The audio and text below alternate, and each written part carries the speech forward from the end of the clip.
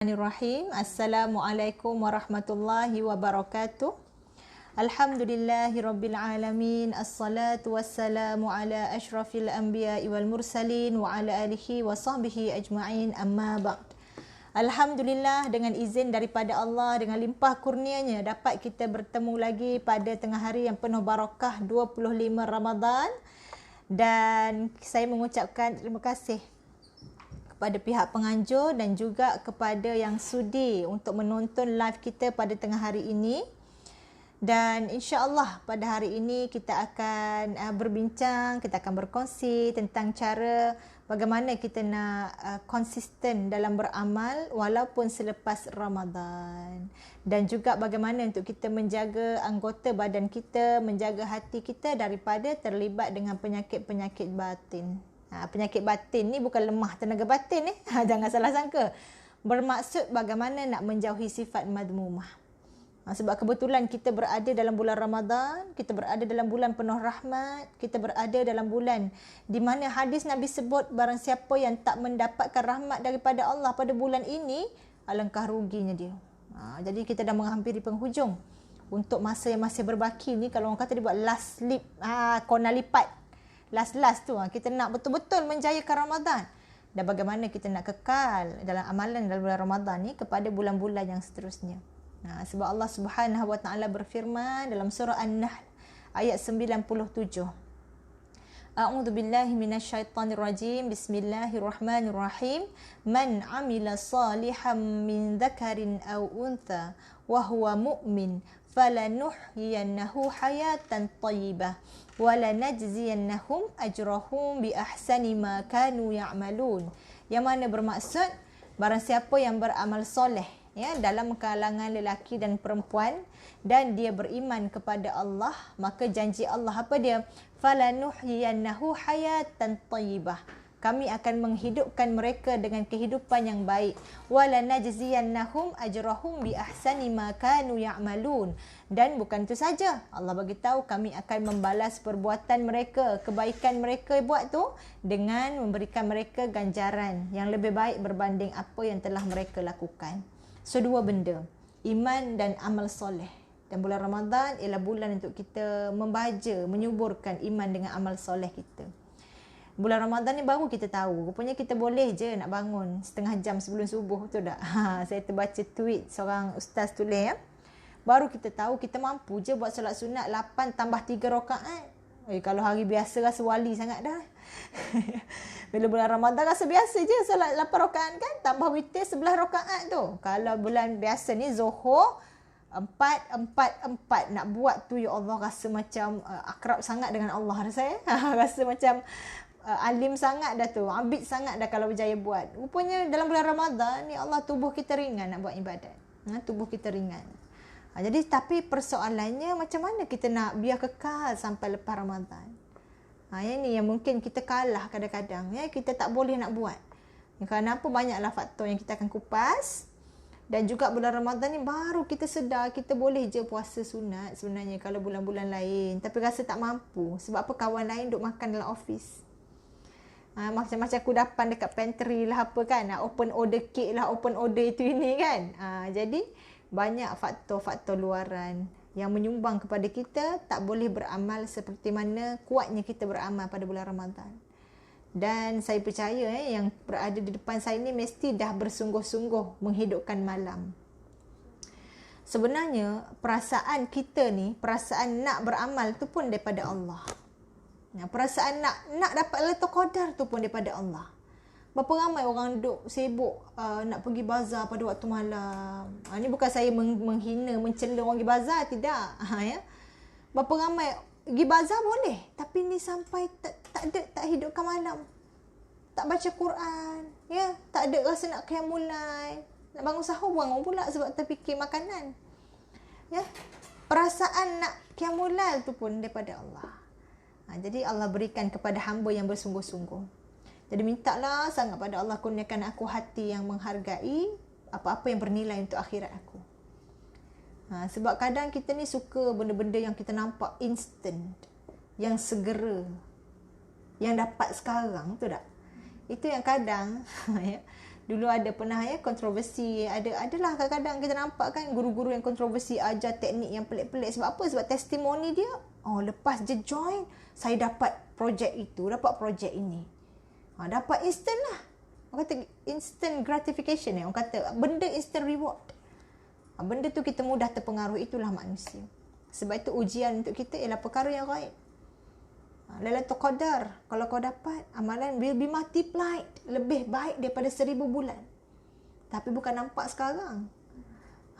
Kalaulah ibarat orang kata kalau kau dapat Lailatul Qadar ni, dapat 5,000 bonus raya. Tak tidur malam kita ya. 5,000 tak tidur malam, 1,000 lah, 1,000 pun tak tidur malam kita. Mana satu, mana malam lah. Korban sikit je dapat lah. OT sikit lah, dapat lah 1,000. Tak nampak sekarang. Kalau lah buat ibadah tu nampak buka sejadah, lepas ibadah buka sejadah nampak banyak, Allah bagi pahala dalam bentuk duit. Nescaya ramai yang nak buat. Tapi itulah ujian buat kita, balasan yang mungkin ditangguhkan. Balasan yang Allah nak bagi dekat akhirat. Dekat dunia Allah balas, tapi mungkin bukan dengan cara yang kita nampak. Mungkin ada orang dia kata, saya sedekah 10.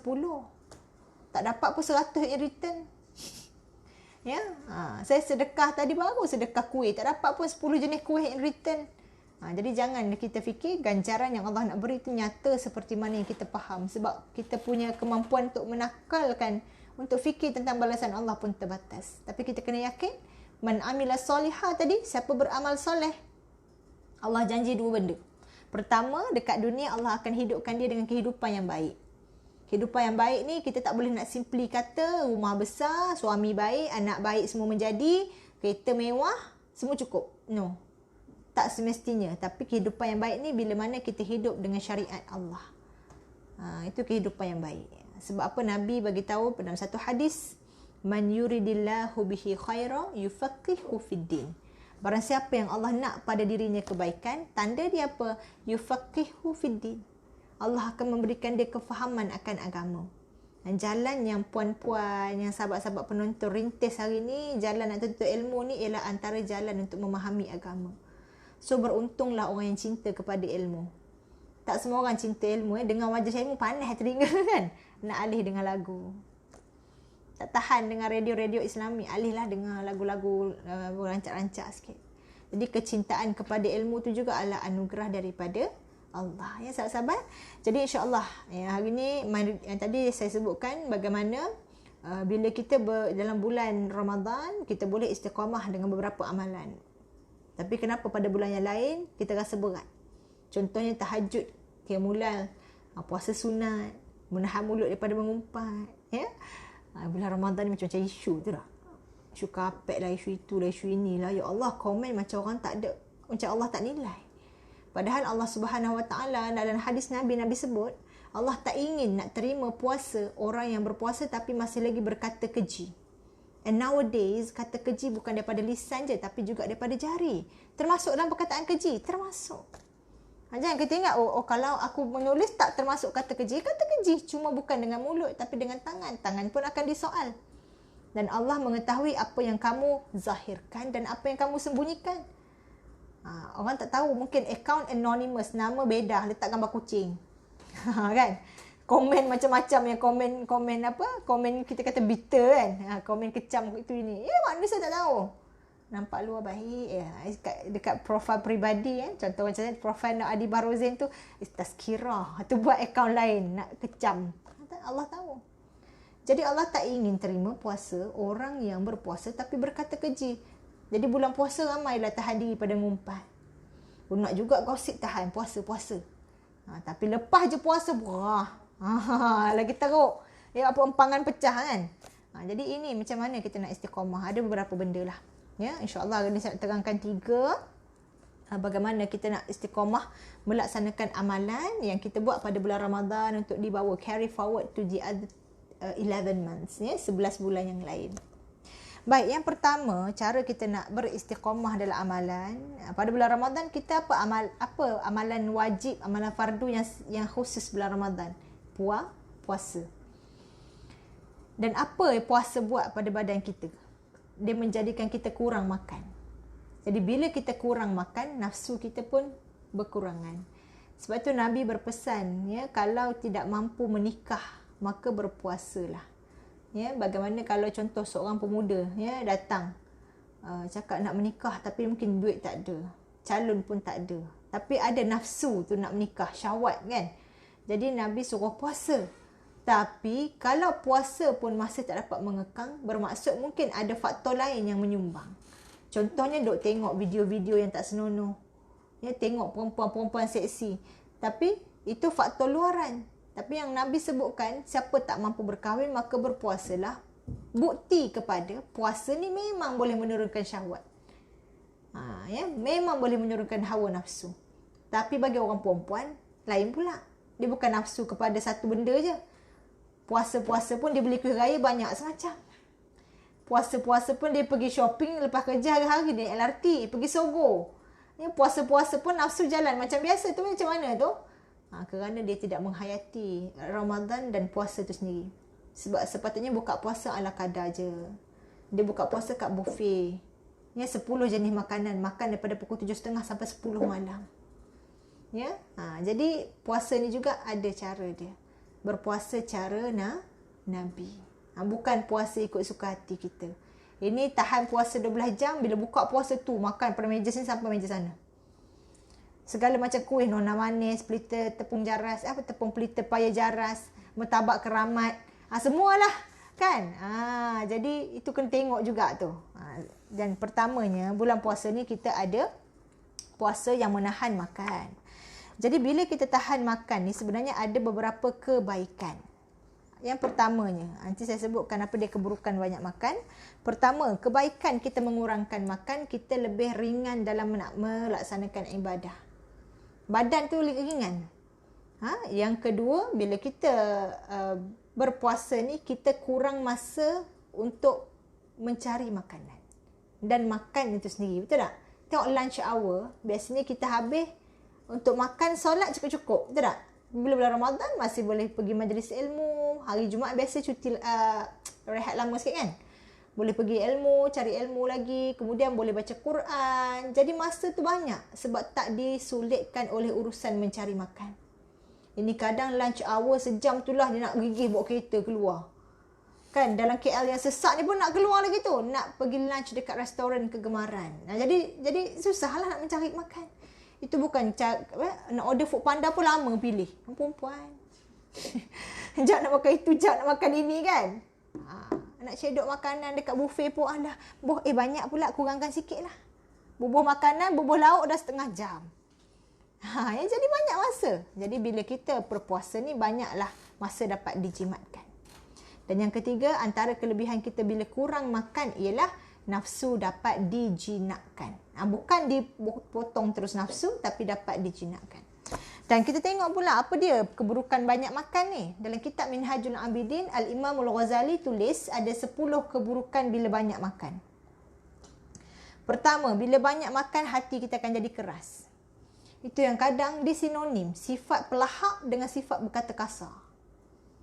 Dengan sifat kasar ni. Betul? Sinonim. Sebab memang itu konsekuens dia. Banyak makan.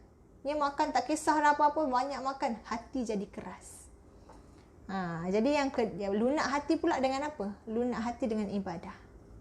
Yang kedua, banyak makan dia bawa anggota badan kepada perkara sia-sia dan kejahatan. Bayangkan bila kita dah penat, makan tu penat, perut nak proses kan. Jadi kita pun nak melepek. Bila kita melepek, tak ada orang tengah melepek buka buku fiqh ke baca ke ya. Tengah melepek dengan ceramah mengantuk. Dia akan buka video-video, lagu-lagu, ya, benda-benda relax-relax yang mungkin bawa kepada perkara yang sia-sia. Sedap lepas makan perut kenyang bersandar tengok drama, cerita orang curang. Lepas tu suami balik mula was-was pada suami. Ya, bawa kepada perkara relax, sia-sia dan kejahatan. Ya, kita takut. Kemudian banyak makan bawa kebinasaan kepada kecerdikan, kepintaran serta kurangnya kefahaman. So siapa yang banyak makan betul, dia kurang cerdas. Ataupun kita kata loading lama sikit bila nak belajar tu kan. Sebab itu kalau kita tengok antara anak-anak tahfiz, anak-anak belajar di pondok, mereka ni cerdas. Antaranya mereka kurang makan. Kalau tengok pondok-pondok pesantren dekat Jawa tu kan, makanan dia nasi ikan pucuk. Kan? Tempe. Makan sekali sehari. Ada satu pondok makan sekali sehari. Yang belajar tu tak kebuluran lah. Bukan kebuluran, bagi makan sikit untuk mencerdaskan minda, memahami pembelajaran. Jadi sebab itu anak-anak kan bila dia tengah exam nak puasa tak ada masalah. Terpulanglah ketahanan dia kan. Dia tak ada masalah sebab bila makin banyak makan, maka minta maaf sebut, perkataannya mungkin benak. Ya, dia bukan bodoh, tapi benak tu apa, dia macam lembab sikit nak faham. Jadi itu antara kesan bila beratnya perut. Dan juga mungkin ya, kalau dari sudut saintifiknya, kalau insya-Allah lah, mungkin fakta ni betul lah. Jadi pengaliran darah tu dia more kepada penghadaman, bukan pada otak. Kalau salah ni minta maaf tapi betul bila kita makan banyak, bendanya banyak fokus kepada pencernaan. Jadi kalau kita kurang makan, badan kita lebih rileks, otak kita lebih mudah memahami pembelajaran. Sebab itu bila lepas lunch hour, masing-masing dah tak selaju waktu pagi buat kerja. Penat ke? Ataupun sebab kita makan? Wallahu alam. Kita sendiri tahu. Ya? Dan seterusnya, banyak makan juga menyebabkan sedikit beribadah. Hal ini sebab bila kita banyak makan, kita jadi malas dan kita jadi mengantuk. Jadi nak ibadah pun kurang. Senang cerita, tengoklah macam mana orang solat tarawih. Kalau makan banyak, Allah nak bangun tak larat dah. Kan siang dah lah penat puasa. Malam nak ibadah tak larat pula sebab makan banyak. Jadi betul, makan banyak malas ibadah. Sikit makan kuat ibadah. Seterusnya, dijadikan juga ketidakselesaan dalam beribadah. Pernah perut kita rasa bloated. Kan? Bila bloated tu nak solat tarawih pun susah. Bahkan waktu saya sekolah dulu ada yang muntah waktu solat. Itu taraf doa asrama tu. Kan? Saya pun pernah rasa macam makan sampai kat sini. Jadi kita nak solat tarawih, Allah, minum air bergeleng-geleng, gluk, penuh. Makan kuih lagi, makan makanan main course lagi, appetizer lagi kan. Jadi bendanya tak menepati dah hikmah puasa. Hikmah puasa nak tahan nafsu. Hikmah puasa supaya kita menjiwai perasaan orang susah. Tapi lagi dimanjakan. Betul tak? Bila bulan Ramadan, pelik tak? Bila nak menjelang Ramadan, ramai orang pergi beli barang basah. Permintaan bahan mentah meningkat. Dan sedihnya pembaziran, sisa buangan makanan pun meningkat. Bukan sisa, makanan dibuang. Bertantan ya. Jadi benda ni sepatutnya menginsafkan kita lah. Kalau tak mampu nak ubah keseluruhan masyarakat, paling-paling kurang yang dengar ceramah saya, kita berubah sama-sama. Jangan dimanjakan nafsu selepas buka puasa. Seterusnya, banyak makan juga ditakuti terjatuh kepada makanan yang haram dan syubhah.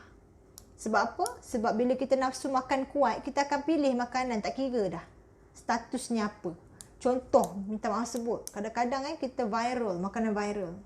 Ayam Korea, ya, bukan ayam Korea adabi tu, sebut je lah sebab tu ada tanda halal. Ini contohlah ayam Korea jenama apa-apa yang tak ada halal tu kan. Lepas tu belilit dengan cheese. Kan? Campur sos istimewa. Halal ke tak, Kak? Ya? Jadi kena tengok halal ke tak, pembuatannya macam mana, yang membuatnya siapa. Semua ini memberikan kesan kepada hati kita. Bahkan kalau ikut dari sudut batinnya kan, makanan yang disediakan oleh orang solat dengan orang tak solat pun memberikan kesan kepada jiwa dan hati kita. Ini pula asal viral, halal lah kot. Ya? Halal lah kot. Takut terjatuh kepada makanan syubhah. Jadi kena jaga. Dan benda ni akan berlaku kepada orang yang memang memanjakan perut. Tak kisah dah. Alah, kat Malaysia halal je lah. Kan? Halal je lah kat Malaysia. Jadi kena tengok juga. Seterusnya, takut juga merumitkan. Bila banyak makan, kita akan menyusahkan badan kita untuk mencari makanan, untuk menyediakan dan untuk makan sendiri. Itulah ya, kita nak raya ni kan. Ya? Jangan turut mendengar online. Kita nak raya ni. Kadang-kadang malam raya kan sepatutnya kita banyakkan takbir. Tapi too much dekat dapur pun tak boleh juga. Memang betul kadang ibu-ibu kan. Daripada belum buka puasa lagi, yang 29 Ramadan ke 30 Ramadan, belum buka puasa kena potong bawang, potong serai, nak buat rendang. Rendang baru satu, walaupun tak ada orang datang, keluarga sendiri nak makan kan. Buat kuah kacang, laksa. Saya tak kata salah, dapat pahala juga. Tapi jangan terlalu banyak. Ini memang dapat pahala ya, masak. Tapi malam raya kita kena banyak juga bertakbir. Jadi kadang mak ni kat dapur, duk ceruk dapur kan. Kena kena limit-limitkan. Sebab tu kata bersederhana itu yang terbaik. Ini kalau nak buat lontong nak buat, utara punya resipi nak buat, pantai timur punya resipi pun dia nak buat kan. Malam tu jugalah kuih raya semperik semua nak buat. Jadi rugi. Sepatutnya malam raya ni juga adalah antara waktu yang sangat bagus kita beribadah banyak-banyaknya. So bila dah disibukkan dengan hal-hal makan untuk perut, maka kita akan dilalaikan daripada ibadah yang lain, which is rugi. Bukan tak boleh, boleh, tetapi jangan terlalu banyak. Dan kalau boleh ahli keluarga, anak lelaki, suami tu semua tolong supaya semua sama-sama dapat takbir sama-sama. Ini yang anak lelaki dengan suami bertakbir. Yang perempuan apa dia? Memasak je kerjanya. Kalau boleh kita ubah sikit. Yang sama-sama masak, yang tu siapkan barang, yang si ayah pasang nasi ke apa, kemudian boleh bertakbir bersama-sama. Ini tidak. Pada start daripada akhir Ramadan sampailah Syawal pagi tu, maknya duduk kat dapur je. Kan? Subuh pun lambat. Ya, dia tak nak macam tu. Kita ubah. Tahun ni kita ubah ya.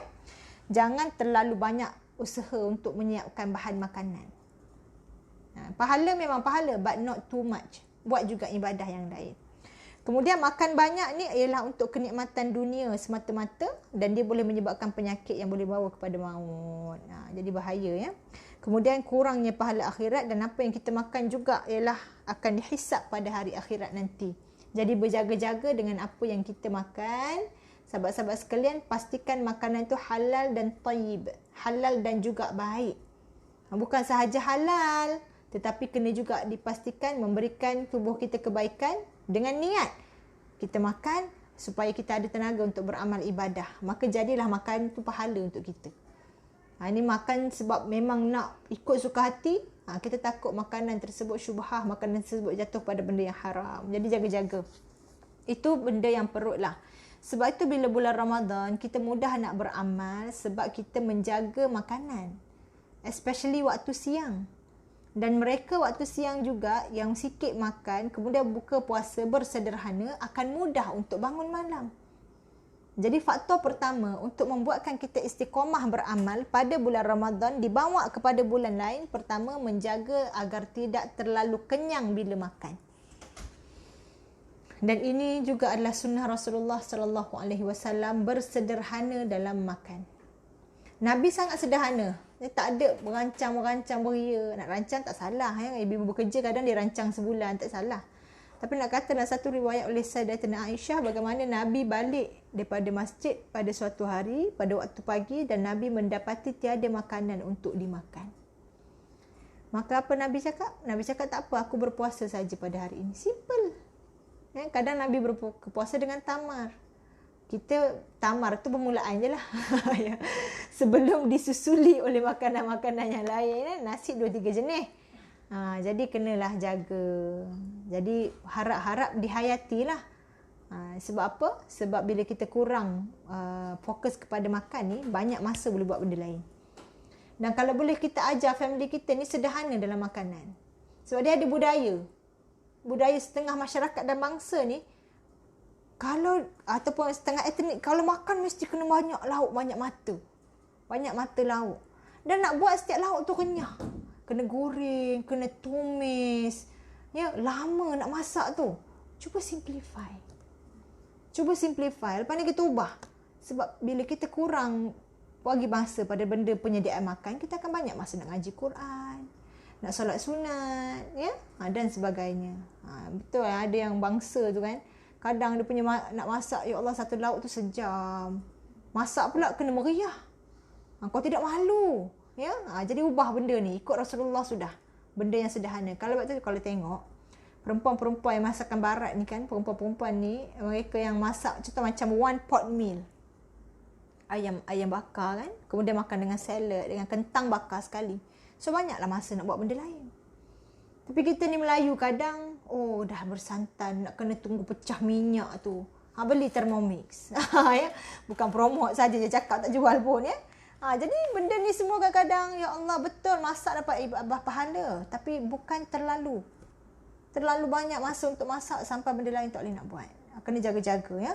Sebanyakkan kita mengurangkan kita makan pada bulan-bulan yang lain.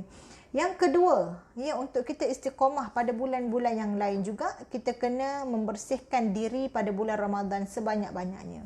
So that bila kita keluar daripada Ramadan, kita bersih. Bersih ni bukanlah kita kata macam tak ada dosa langsung. Sebab dosa ni kita sebagai makhluk, sebagai hamba Allah sentiasa buat. Tetapi apa yang kita boleh buat pada bulan Ramadan, di penghujung tolong memperbanyakkan, pertama, bacalah banyak-banyak doa yang diajarkan oleh Sayyidatina Aisyah. Diajarkan oleh Rasulullah kepada Sayyidatina Aisyah. Allahumma innaka afu tuhibbul afwa fa'fu anni. Ya Allah, Engkau yang Maha Pengampun, Maha Pemaaf, ya Allah, dan menyukai keampunan, maka ampunilah kami.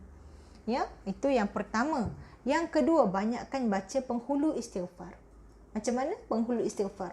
Allahumma anta rabbi la ilaha illa anta khalaqtani wa ana 'abduka wa ana 'ala ahdika wa wa'dika mastata'tu a'udzu bika min syarri ma sana'tu abu'u laka bi ni'matika 'alayya wa abu'u bi dhanbi faghfirli fa innahu la yaghfiru dzunuba illa anta.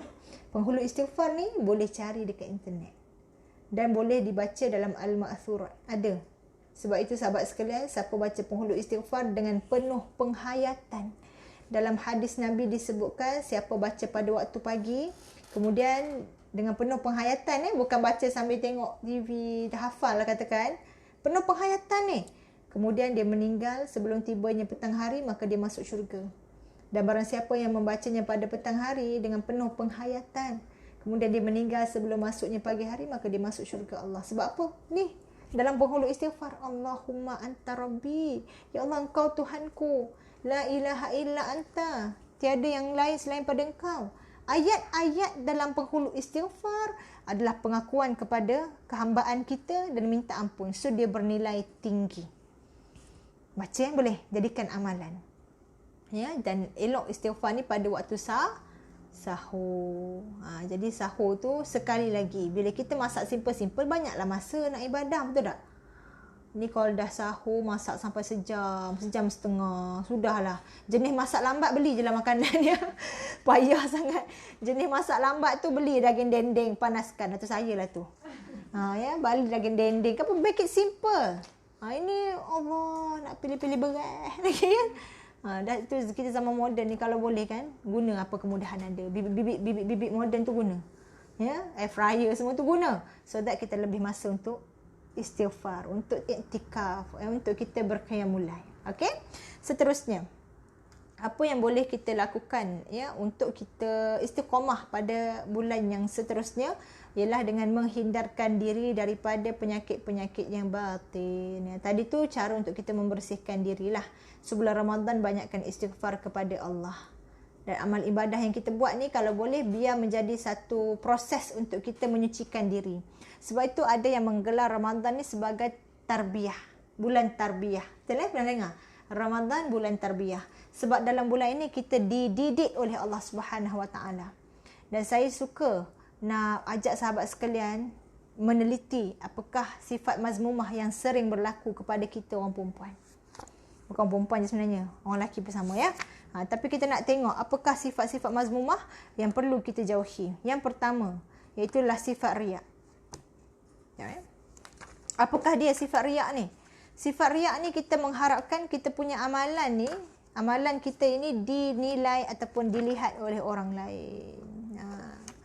Maksudnya ada, kalau contoh dia buat amalan, dia mengharapkan orang mengiktiraf amalan dia. Oh saya puasa. Kalau orang tahu ni bagus, tahu dia ni rajin puasa sunat. Ya. Dan kita tengok ada 6 jenis riak. Pertama, riak dengan tubuh badan. Riak dengan tubuh badan ni dia menzahirkan sifat badan yang kurus dan pucat supaya orang menyangka dia mengerjakan ibadah pada waktu malam dan berpuasa pada siang hari. Ya. Biarlah nampak, maaf ya, contoh nampak macam tanda kan. Ini saya tak kata orang yang ada tanda tu riak, tidak. Contoh kalau siapa yang saja buat. Tekan lesung batu kat sini. Contoh yang ada tu jangan terasa, saya minta. Tapi saya sebut ni sebagai contoh lah. Nanti supaya orang tahu, orang ingat aku ni jenis rajin solat. Takut, ya Allah, takut-takutnya benda tu halus. So yang kedua, riak dengan kelakuan. Contohnya, menundukkan kepala dan pejamkan mata supaya orang anggap dia tu fikir tentang akhirat. Riak ni dia fokus kepada supaya orang anggap, supaya orang tahu, supaya orang fikir. Contohnya dengar ceramah, nangis. Contoh ya. Tahu aku ni lembut hati. Kan? Supaya orang tahu aku ni hati lunak. Tanda orang yang dekat dengan Allah. Jadi dengar ceramah tu dia seorang menangis. Nampak macam dengar ceramah kan? Punya dalam hati tu tengok aku nangis. Korang hati semua keras. Kan? Siap dia condemn orang lain. Benda ni sangat halus. Kita mungkin ingat nangis kerana Allah, tapi tengok orang sebelah tak nangis, aku seorang je yang lembut hati kat sini. Jadi takut kita. Yang ketiga, riak dengan pakaian. Dipakai pakaian simple. Contohlah, jubah macam kulit, jubah kain yang macam keras kan, supaya orang nampak dia zuhud. Dia riak juga ni. Jadi sebab tu kan, we cannot simply judge anyone. Kita tengok contohnya ustaz tu pakai bergaya-gaya. Bukankah ustaz ni kena simple ke? Kena zuhud ke ustaz? Zuhud tu di mana? Di sini. Ustaz tu dia pakai cantik molek supaya orang tahu Islam ni agama yang membangun, agama yang meraihkan, fitrah manusia kan, agama yang tak halang dia punya penganut untuk nampak cantik. Jadi jangan kata-kata tengok ustaz yang tu pakai baju pada kain guni tu, tu bagus, tu zuhud orangnya. Jadi we cannot judge. Jangan pula cakap ustaz tu pakai gitu saja, itu nak kata dia zuhud. No. Jadi benda tu, sekecil-kecil benda tu pun boleh ada riak dalam diri. Contoh, saya datang pakailah tudung koyak-koyak sikit kan, nampak saya zuhud, tak pandang dunia sangat. Jadi bila niat macam tu, riak. Mengharap supaya manusia memandang dia zuhud. Lepas tu kita jangan tengok ustaz tu pakai kereta mewah. Kata ustaz kan, tu mesti tunggang agama contoh ya. Jadi ustaz tu kalau kereta buruk lagi bagus ustaz, lagi buruk lagi bagus, baru nampak zuhud ustaz. Jangan macam tu. Sebab apa? Sebab kita ni dalam hati buat kerana Allah. Aku pakai lawa-lawa ni pun biar orang nampak, umat Islam pun boleh kelihatan kemas. Dan kalau memang dah style dia pakai jenis zuhud, ikut dia lah kan. Tapi biar niat kerana Allah. Riak boleh juga dengan perkataan. Macam saya ni, orang yang berpidato dan memberi nasihat menggunakan ayat Quran, menggunakan hadis, tapi hati dia sunyi daripada ikhlas. Jadi takut juga. Walaupun di mulut kita sebut, sahabat-sahabat ikhlaslah, buatlah kerana Allah sahabat. Dan dalam hati ada benda lain selain daripada Allah. Aku pandai bercakap, sedap juga ceramah aku ni kan. Penuh orang datang contoh. Jadi saya tak kata pada mana-mana. Saya tidak. Ni reflect diri sendiri ni. Sebab itu, amalan yang nampak macam akhirat, tapi tidak diniatkan kerana Allah, boleh menjadi amalan dunia semata-mata. Tapi amalan yang nampak macam dunia, macam perempuan kerja kat JKR, tapi buat kerana Allah, dia boleh menjadi amalan yang bernilai akhirat. Niat kerana Allah. Yang kita ni berceramah, cakap pasal Quran sebagainya, tapi dalam hati ada makhluk, boleh jadi kat dunia saja. Alangkah ruginya, ya. Jadi riak juga boleh dengan pekerjaan. Contohnya dia memanjangkan berdiri, dia memanjangkan rukuk, memanjangkan sujud di hadapan orang supaya orang nampak dia orang yang istiqamah, yang sungguh-sungguh dalam solat. Tapi kalau kat rumah macam patuk ayam. Sebab tu cara kita nak nilai diri kita ni dalam ibadah, kita kena tengok lain tak ibadah aku depan orang dengan belakang orang. Mungkin ada orang kata dekat surau buat sebab imarah, berasa semangat. Itu tak apalah. Tapi jangan buat kerana orang. Alamak, ada pula pak mentua kat sebelah, solat sunat lah. Kan? Bertahajud buka sikit pintu. Buka pintu bilik kan. Mak mentua lalu, rajin menantu aku solehah ya. Jadi nampak, ya Allah, ruginya. Berakhir di dunia lah amalan tu. Sadaqallahul azim. Berakhir kat dunia lah, tak dapat ikut ke akhirat. Kita pun pelik. Mana amalan-amalan aku dulu banyak rasanya. Rupanya bocor mengumpat, ya, bocor ikut mengumpat, bocor ikut riak, bocor ikut takbur, bocor ikut macam-macam jalan. Itu kena jauhkan daripada penyakit batin, sebab dia boleh menipu kita. Yang nampak macam banyak amalan, muflis di akhirat kerana penyakit-penyakit batin sebegini. Kemudian yang terakhir, riak dengan banyaknya murid dan sering berjumpa dengan guru-guru. Ini pun boleh jadi juga. Contoh macam kita tengok banyak anak murid aku, penyokong aku. Yang orang yang zaman sekarang pula jumpa tok guru tu selfie. Saya tak kata salah. Dan saya pun tak nak judge dia punya niat. Tak berhak nak judge niat orang. Memang dia, mungkin dia memang selfie tu dia post supaya orang lain rasa nak jumpa buat benda yang sama. Tak apalah. Nak menghormati ulama kan. Jadi dia nak bagi ada budaya jumpa ustaz. Tapi tak boleh bila jumpa ustaz, oh ustaz ni, oh ustaz hebat ni, selfie sikit supaya orang tahu aku ni berdamping dengan ulama. Takut kan? Sangat halus. Ni kita ni pakai tudung lawa-lawa kan? Biar orang tahulah aku ni berubah. Biar orang tahu aku ni muslimah solehah. Ataupun macam-macam lah. Tapi dia berkiblatkan makhluk. Amalan yang berkiblatkan dunia akan kembali kepada dunia semata-mata. Tapi amalan kalau kita buat ikhlas kerana Allah dan akhirat, mengharap pahala akhirat, maka dia akan kembali ke tempatnya. Dia akan dapat diterima oleh Allah dan dia akan kembali ke akhirat. Sebab itu kita akan pergi ke destinasi. Amalan kalau meniatkan makhluk, dapatlah makhluk. Tapi amalan kalau meniatkan Allah, dapatlah Allah. Ya? Jadi buat elok-elok. Kemudian kita tengok riak yang lebih besar, 3 benda. Pertama, riak munafik. Yang ini dia zahirkan keimanan padahal hati dia kafir. Ini lagi takutlah. Ya, sebenarnya dia telah kafir. Ya. Kalau dia kafir, ya. Kemudian riak dengan ibadah yang wajib. Contoh, ya, seperti dia sembahyang zuhur depan orang lain, tapi bila duduk seorang-seorang dia tak solat pun. Riak dia nak menunjuk ke orang je lah. Ataupun dia malu. Kemudian riak yang lebih kecil, iaitu dia tak riak dengan ibadah fardu sebab semua orang pun kena buat, tapi dia riak dengan ibadah sunat. Contoh, bila dia kat depan orang dia buat, kat belakang orang tak buat. Contoh dekat depan orang dia buat ni solat tarawih sampai 20 rakaat kau. Ya, 20 rakaat dekat rumah tak buat langsung. Melepek depan TV kan, lepas je buka puasa solat maghrib lepek depan TV, tak larat. Sebab apa? Dia dapat kuasa, dia dapat semangat tu daripada pandangan orang. Bila seorang-seorang tak larat. Bila dekat surau orang tengok pula, ya, maka bukan 20 rakaat terus dia pergi kan. Tapi sayangnya dunia semata-mata. Muflis dekat akhirat, ya. Kemudian ubat bagi riak. Apa dia ubat bagi riak? Kita kena ubat bagi riak ni dengan tolak punca riak. Ada 3 punca riak. Pertama, kerana orang suka kepada pujian. Suka. Ya, orang tahu walaupun dia tak dengar orang puji, tapi dia dapat rasa mesti orang puji aku. Seronok. Bahaya sahabat-sahabat, memanjakan diri dengan pujian bahaya. Sebab tu kalau boleh kita macam dengar orang puji, tak payah suruh orang ulang. Iya ke? Betul ke kau dengar bos cakap aku ni? Kan? Kadang kita suka kan orang ulang-ulang. Atau kita baca komen-komen. Contohlah kalau kita dapat macam apa, anugerah Perkhidmatan Cemerlang ke tu, kalau kerajaan nak. Ini dia cakap dapat ada anugerah Perkhidmatan Cemerlang. Berkali-kali baca CJ. Suka sangat. Jadi benda tu kalau halus lah. Kalau kita kata saja suka tak apa. Tapi jangan sampai kita ada perasaan bangga, takabur. Tu janganlah. Tapi kalau nak elakkan, simpan terus. Lepas tu baca apa dia? La haula wala quwata illa billahil aliyil azim. Kembali balik kepada Allah punya kekuatan. Yang kedua, apa dia punca riak? Sebab takut dicela, takut kena kecam. Ni kalau aku tak solat zuhur kan, orang kata aku tak solat pula, solat je lah. Jadi dia buat depan orang sebab takut kena kecam.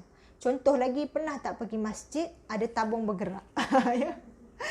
Ada lagi advance kan, tabung tu dia bentuk coffin, bentuk keranda. Tu lagi advance. Okey, tabung tu bergerak, kawan sebelah RM50 kan. Takkan aku nak bagi RM1 kan. Pula kat masjid Bukit Jelutong, masjid kawasan-kawasan elit pula kan. Jadi ni RM50. Bagilah RM10. Padahal nak bagi RM1 je. Ya. Tapi takut pula orang sebelah kecam. Ya, tak pun kalau dia bagi RM1 dia sorok dengan tangan. Kalau bagi RM50, macam tu kan. Pelik pun masuk kan. Jadi itu pun riak juga kan. Takut kena cela lah. Yang ketiga, apa datin tapi bagi RM1 kan. Jadi bagilah, terpaksalah datin bagi RM10 ya. Datin-datin semua jangan marah ya. Yang ketiga, tamak pada harta. Itu juga sebab dia menjadi riak. Sebab dia nak mendapatlah, membolok apa-apa yang dia boleh dapat dengan amalan-amalan yang dia buat. Ya. Jadi apakah ubat bagi riak?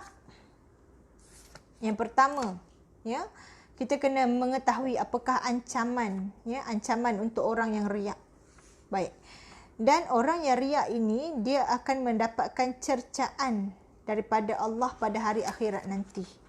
Ya, kemudian yang mana takut dicela manusia, penawarnya ialah dengan menetapkan hati dia bahawa celaan orang tak boleh memberi mudarat kepada kita. Jadi itu penawar. Dia kena yakin bahawa celaan manusia tidak boleh memberikan mudarat kepada seseorang. Jadi kena yakinlah, tak apalah dah aku nak bagi RM1. Tapi kalau bagi lebih lagi bagus lah.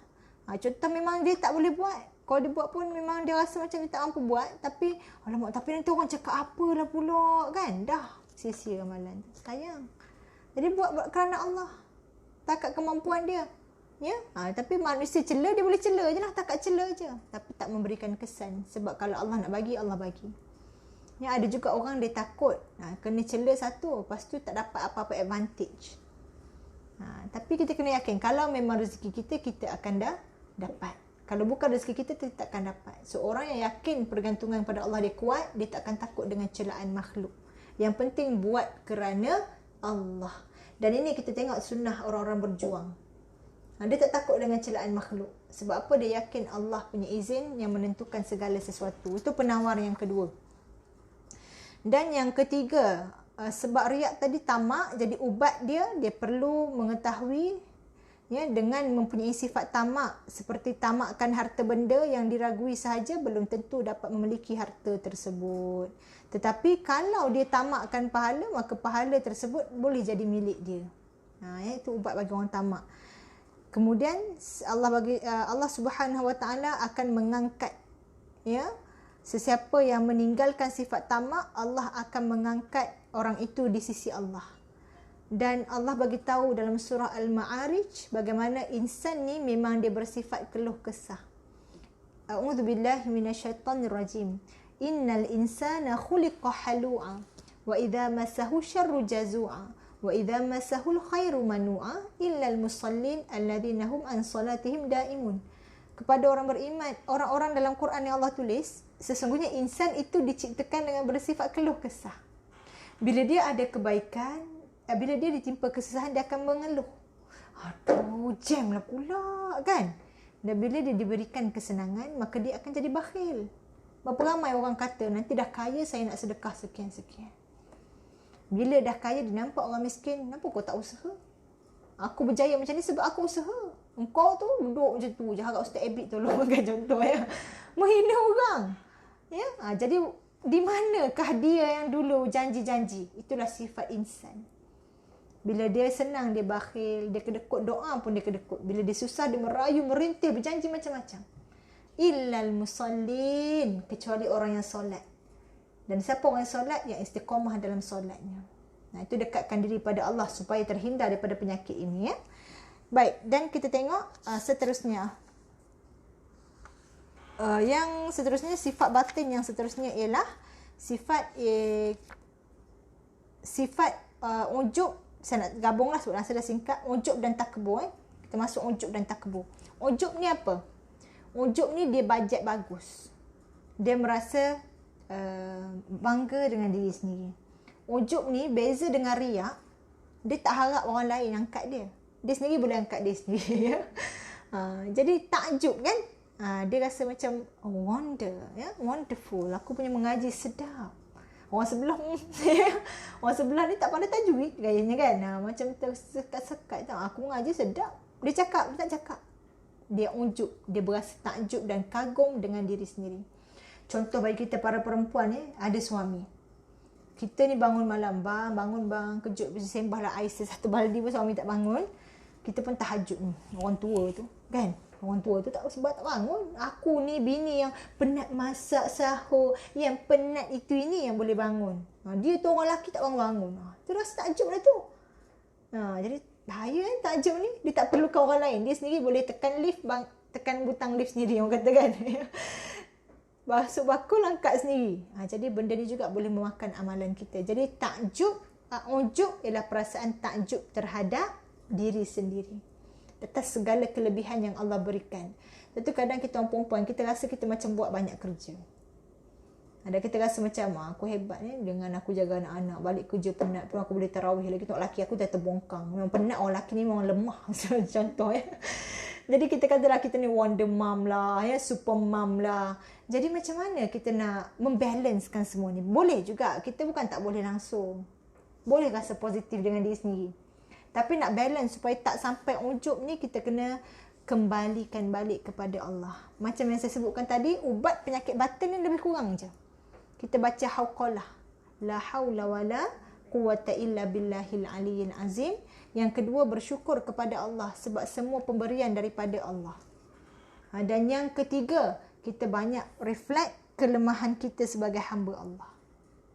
Jadi bila kita banyak buat ketiga-tiga ni, maka kita akan rasa diri kita ni, kalau Allah tak bagi aku buat, aku takkan mampu buat. Kalau Allah tak bagi aku tenaga dan hidayah nak buat, aku takkan boleh buat. Semuanya daripada Allah. So celah mana nak bangganya? Celah mana? Celah mana nak budget best? Celah mana nak show sendiri? Tak ada. Ya, jadi jaga-jaga. Bisikan merasakan diri tu hebat, itu ialah ujub. Takut-takut mengaji punya sedap, siap condemn orang sebelah lagi kan? Takut-takut tahajud punya lama, siap condemn husband lagi. Rupa-rupanya nilai kosong, tak ada nilai.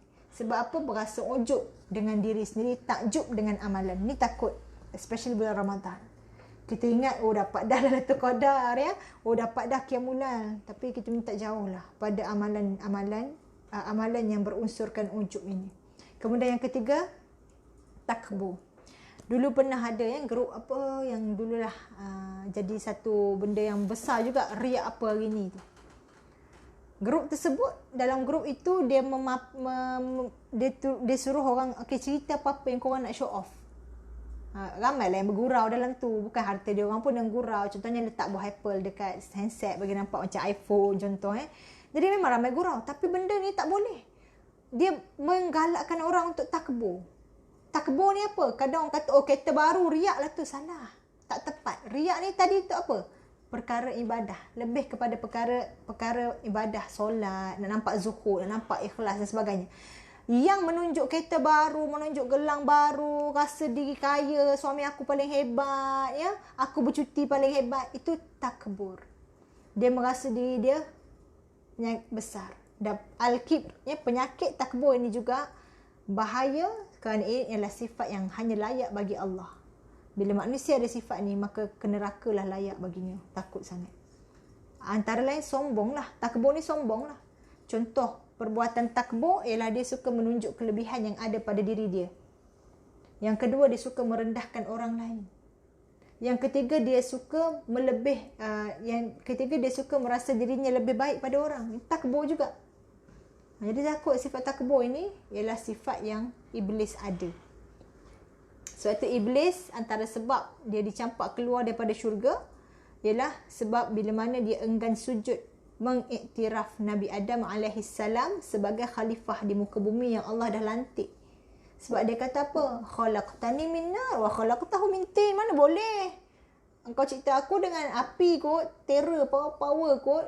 Engkau cipta Adam dengan tanah, takkanlah aku nak iktiraf dia. Jadi sombong. Kita ada tak sifat tu? Ada. Alah, ni budak junior baru masuk. Ada ajar kita. Aku dah senior lama kat sini kan. Ya? Apa dia tahu kan? Contoh. Itu kalau kita buat kerja. And in other way, kita merasa diri kita ni lagi hebat. Sebab tu antara sifat orang takbur, dia tidak suka menerima sebarang penambahbaikan. Dan lawan. Kadang kan dunia social media ni, kadang semua benda kita nak tunjuk. What for? Boleh. Saya tak kata salah. Tak salah. Boleh kadang-kadang kita menzahirkan nikmat Allah bagi. Boleh. Tetapi tengok niat. Kena kuatlah hati dalam menjaga niat. Okey, tunjuk. Alhamdulillah hasil bisnes, dapat beli rumah. Kalau memang niat purely nak memberi inspirasi ataupun marketing lah, marketing strategi kan, nak tunjuk yang bisnes ni memang proven, yang bukan omong-omong kosong, tak apalah. Tapi kena ada batasan juga, sebab manusia ni banyak, hati yang dengki, hati yang hasad, semua ada kan. Tapi kalau niatnya sebab tengok aku kaya, I am the best, korang tu kerja makan gaji, bila nak naik gaji entah. Contoh kan, ayat sekarang kan, sebab bila nak kerja makan gaji kan, tak baik macam tu tau. Dia membuatkan orang berasa down dan dia mengangkat diri sendiri, tak boleh. Jadi benda-benda ni adalah sifat kepada takbur. Bisnes aku yang terbaik, contoh kalau bisnes, position aku yang terbaik, Engkau orang kerja makan gaji 10 tahun pun tak naik-naik pangkat contoh.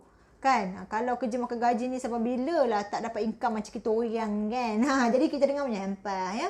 Dia dah mengundang macam-macam jadi penyakit. Orang dengki pun ada. Dia sendiri pun tak kebur. Jadi berjaga-jaga dengan perlakuan dan apa yang kita tunjukkan kepada orang lain. Nak bagi inspirasi tak salah, tapi dalam hati kena banyak jaga-jaga. Takabur, sifat yang layak hanya bagi Allah. Akbar. Kita panggil Allahu Akbar. Bagi makhluk, tidak boleh ada sifat sombong walaupun secuit ataupun sebesar zarah. Boleh ya? Jadi sifat takabur ni kena elakkan. Dan yang terakhir sekali, apakah ada sifat yang perlu kita elakkan untuk kita istiqamah dalam melaksanakan amal ibadah, untuk mensucikan diri, bawa kepada yang seterusnya, adalah sifat hasad dengki. Hasad dengki ni yang perempuan sinonim. Orang lelaki pun ada, ya, manusia seluruhnya ada. Tapi perempuan ni memang lagi kuat jealous. Hasad dengki ni apa? Dia dengki dengan nikmat yang seseorang dapat dan dia berharap nikmat tersebut dicabut daripada orang itu. Ini memang cruel lah, memang jahat lah kan. Jadi antara penyebab hasad dengki ni juga ialah kerana dia hatinya kotor lah. Ya, dia tak boleh nak bergembira dengan nikmat yang ada pada orang lain. Jadi hasad dengki ni ialah akan berlaku bila mana kita tak bersyukur dengan nikmat Allah bagi pada kita. Dan kita memandang nikmat orang lain lebih baik berbanding takdir yang Allah beri kepada kita. Kalau dia dengki, tetapi benda tu buatkan dia berusaha lebih dan dia tak kisahlah orang tu berjaya, baguslah. Kan dia tak kisah tapi dia rasa macam, oh aku nak berjaya macam dia. That's okay. Tetapi bila dengki, hasad dengki ni, menunjuklah suami dia tu. Kan suami mati badan muka. Contoh. Menunjuk bisnes dia tu, kereta dia tu. Nanti kalau dah muflis padan muka, aku tunggu je. Cik, sampai sekarang kan. Does it happen? Yes, it's happening a lot. Megah Holding kan, dalam drama kan. Pewaris Megah Holding ke apa kan. Jadi banyak dengki-dengki ni juga antara penyebab hati kita kotor. Sebab itu, sahabat-sahabat, cuba fikir, ada tak kita jealous dengan sesiapa? And have we ever thought orang tu, biarlah nanti kalau hilang tu padan muka, menunjuk sangat. Kata mana elok menunjuk macam tu? Padahal kita dengki kan. Datang kalau kita ada lagi teruk, kita menunjuk. Jadi jangan pandang orang. Orang berdengki, dia suka menyalahkan orang lain. Ya. Jadi jangan pandang orang. Jangan kita judge orang, menunjuklah tu padahal kita dengki. Yang kena fokus kepada pembaikian dan pembersihan hati. The purification of our own hearts. So macam mana nak sucikan hati? Jadi ubat dengki tadi macam mana? Pertama, banyakkan bersyukur nikmat yang Allah bagi pada kita. Ya, la in syakartum la azidannakum wa la in kafartum inna azabi lasyadid. Kemudian yang kedua, kita kalau tahu jenis mudah sakit hati, jangan tengok orang tu. Ini kita kan, tengok lagi dia punya Facebook, tengok lagi IG dia, lagi menambah. Perempuan kan suka gitu kan. Tahu nak sakit hati, kita tengok lagi kan. Jadi makin bertambah lah sakit hati tu kan. Dan yang ketiga, doakan untuk orang yang kita cemburui itu. Ya Allah, aku menyampah sebenarnya, tapi doa juga ya. Ya Allah, berilah dia kelapangan, ya, ketabahan hati, hidup bahagia. Kan mula mungkin macam tu kan. Mungkin kita macam nak doa tak doa, tapi lama-lama insya-Allah hati kita kembali pulih. Ya, sebab malaikat akan mendoakan yang sama untuk kita. Sebab sahabat, kalau rasa tak boleh tengok, jangan tengok. Ya, kita nak halang orang daripada menunjuk, tak boleh, itu tak? Okay, boleh tak kau stop post kau ada kereta baru, perabot baru, aku jealous. Tak boleh. Tapi kita jangan tengok. Sebab kita tahu hati kita takat mana. Kalau nak tengok, bergembira dengan nikmat yang ada pada orang lain. Kalau tak boleh nak bergembira, jangan tengok. Blok je, tak ada orang tahu. Ya? Jadi itulah dunia zaman sekarang. Dan sebab itu kita pun nak menunjuk berpada-pada. Tunjuk handbag mahal pada orang yang nak beli beras pun tak mampu. Tunjuk suami bagi pada orang yang suami dia jenis buat perangai. Kalau nak menunjuk, tunjuk dia dalam circle yang sama. Kan? Contoh circle handbag mewah. Grup handbag mewah. Hari ni I beli bag LV. Hari ni I beli Pavilion. Pergi beli bag Prada. Nak tunjuk dalam grup yang sama. Tunjuk. Ini tunjuk dalam grup taman. Kejiranan tu ada yang tak mampu. Terleleh dia orang tu tengok. Bag dia RM20-30. Jadi nak menunjuk pun biarlah ada, kita kata tak tunjuk lagi bagus, ya, jaga hatilah. Tapi kalau nak tunjuk pun biar berpadanan. Jangan sampai orang lain yang melihat nikmat kita merasakan dia kekurangan. Ini pergi menawar orang susah asnaf contoh kan. Kau bakar gelang tak kat sini. Ya. Orang tak tahu tu gelang Korea, orang ingat tu gelang emas ya. Jadi pakai ya Allah bawa handbag cekik-cekik. Boleh tak kita cuba empati? Jadi nak bagi bantuan pun bersesuaian lah. Bersesuaian ya. Di depan orang baru mati laki, suami I bagi jam ni anniversary. Dah kenapa kan? Jadi bersesuaian. Sebab itu sebenarnya the Western call it common sense. Benda tu dalam Islam dah ada. Ya, bagaimana Nabi SAW sunnah baginda ya, bagaimana baginda dalam kehidupan seharian tidak pernah membuatkan orang yang di sekeliling baginda tak selesa. Bahkan yang diceritakan kalau sahabat ni bercakap dengan baginda, sahabat tu akan rasa macam dia lah orang paling penting waktu tu. Nabi punya bagi perhatian, punya jaga perasaan walaupun kanak-kanak. Jadi benda ni kita nak ikut. Dan ini sunnah yang semakin dilupakan. Sunnah kurma je kita ingat kan. Sunnah kurma, sunnah poligami, yang tu banyak orang bicarakan. Tapi sunnah menjaga hati sekeliling ni kurang kita nak amalkan ya. Jadi mudah-mudahan kita boleh dengan membersihkan batin kita pada penyakit sebegini, dan ubatnya ialah pertama taubat, dan yang kedua memperbanyakkan amal soleh, sebab amal kebaikan dia akan outdo, dia akan membuang kejahatan ya. Dan yang ketiga kita kena memperbanyakkan apa dia, menuntut ilmu supaya tak terbuatlah benda-benda yang tak elok. Itulah antara perkara yang boleh kita buat untuk membersihkan diri kita. Dan bila kita dah bersih, Allah bersihkanlah aku pada penyakit mazmumah. Semoga dengan kebersihan diri tu akan menguatkan kita untuk istiqamah dalam beramal for the rest 10-11 months, untuk 11 bulan yang lain. Ya, dari saya sampai di sini sajalah perkongsian pada tengah hari ini, sahabat-sahabat muslimah. Teruskan mencari Lailatul Qadar untuk masa yang berbaki ni. Janganlah kita terpengaruh. Orang kata malam tadi, alamak, kita tidur je lah malam ni. Atau amalan pun janganlah berkiblatkan Lailatul Qadar, janganlah berniat kerana benda-benda yang kita kata spesifik. Niat kerana Allah sentiasa ada. Ya, Al-Hayy, Allah sentiasa hidup. Sebab itu sahabat-sahabat sekalian, selagi ada Ramadan, usaha baik-baik. Siapa yang jenis cepat dengki, yang jenis cepat cemburu, yang dia tahu dia ada banyak penyakit batin, tolong gunakan Ramadan ini untuk bersihkan diri sebersih-bersihnya. Ya, mudah-mudahan Allah bantu kita insya-Allah. Dan saya minta maaf kalau ada sebarang kekurangan, dan kita juga sama-samalah doakan buat Al-Fadilah Ustazah Nur Hafizah Musa, buat ayah beliau dan sebagainya. Mudah-mudahan antara kita ada doanya yang diangkat oleh Allah. Semoga kita semua diberikan kesihatan yang baik, ya, diberikan kelapangan untuk kita melaksanakan ibadah. Dan muslimat ingat ya, rancang ibadah kita, kurangkan masa penyediaan makanan, not too much. Bukan depan tak masak langsung aku beli je lah seronok dengan ceramah. Semua food panda, grab food kan. Bahala tau masak, but not too much. Malam raya pun macam tu. Ya, banyakkan bertakbir. Dan ucapan untuk kita bila malam Syawal, apa dia? Taqabbalallah minna wa minkum. Kita biasa minta maaf zahir batin ya. Tapi ucapan lain yang boleh kita buat sebenarnya lebih tepat, taqabbalallah minna wa minkum. Semoga Allah menerima amalan kita semua ya. Itu sajalah, saya minta maaf jika ada sebarang kekurangan. Wabillahi taufiq wal hidayah. Assalamualaikum warahmatullahi wabarakatuh. Terima kasih, dan terima kasih juga yang turut menonton live. Assalamualaikum.